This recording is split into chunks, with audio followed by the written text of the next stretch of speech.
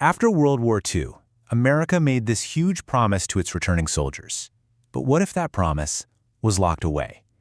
For one group of absolutely elite heroes, it was. And that secret? Well, it would cost their families for generations. Today, we're diving into the hidden story, the immense financial price paid by the Navajo Code Talkers.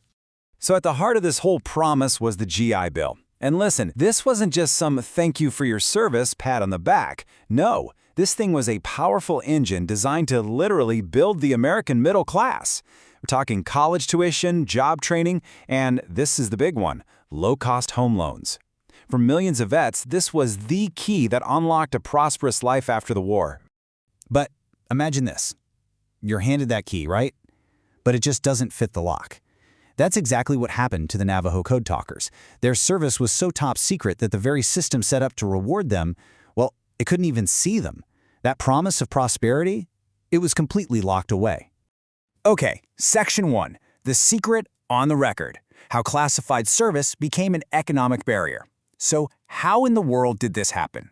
It's wild, but it all came down to a simple, yet totally devastating piece of paper, their official service record.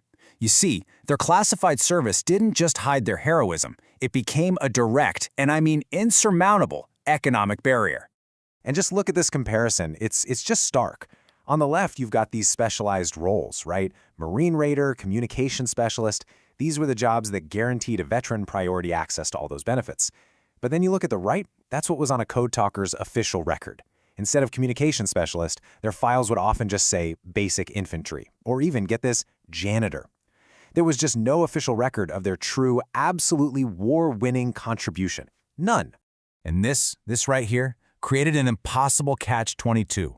It's just unbelievable. The government was basically saying, hey, prove your highly skilled service and we'll reward you. But at the exact same time, that same government forbade the Code Talkers, under penalty of treason, mind you, from ever talking about what they actually did. So think about that. The very thing that made them heroes was the one thing they were forbidden to prove. All right, Section 2, a cascade of consequences, from secret files to financial hardship.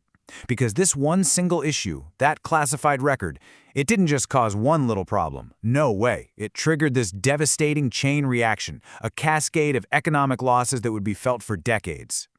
So let's break down how this happened. It was like a downward spiral, really. Step 1, their role was a secret, so it couldn't be verified by the government. Okay, simple enough. Step 2, because of that, their official service record just listed basic or even menial labor. Step 3, that record gets them denied for GI Bill benefits for things like education and housing. And finally, Step 4, sworn to secrecy, they couldn't even use their incredible, elite communication skills to get good civilian jobs. Every single step just pushed them further and further away from the prosperity their peers were building.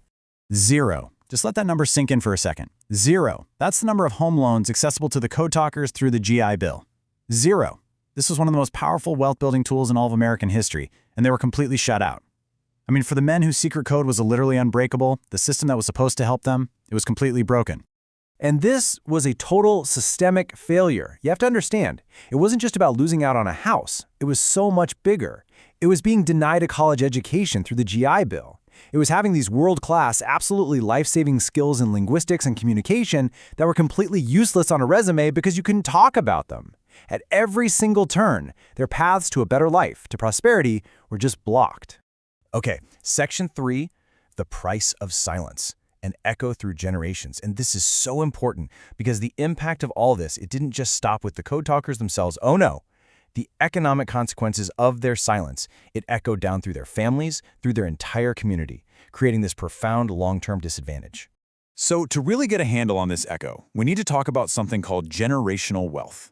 What is it? Well, think of it as the foundation of economic stability. It's the assets, like a home, investments, and education, that get passed down from one generation to the next. It's the home you might inherit, or the college fund your parents were able to save for. It's basically what gives the next generation a head start in life. So because they were systematically cut off from the GI Bill, the Code Talkers and their families were pretty much excluded from America's massive post-war economic boom. I mean, think about it. As suburbs were being built all across the country, as a whole new middle class was being forged, the Navajo Nation was largely left behind, denied the very tools that were building that wealth for everyone else.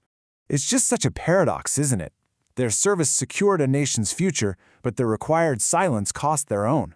It took until 2001, 56 years later, for recognition to finally come. They got congressional gold medals, the world finally learned their story. But it leaves you with a question, doesn't it? Is that justice? Can a medal, however deserved, ever really replace a lifetime of lost opportunity?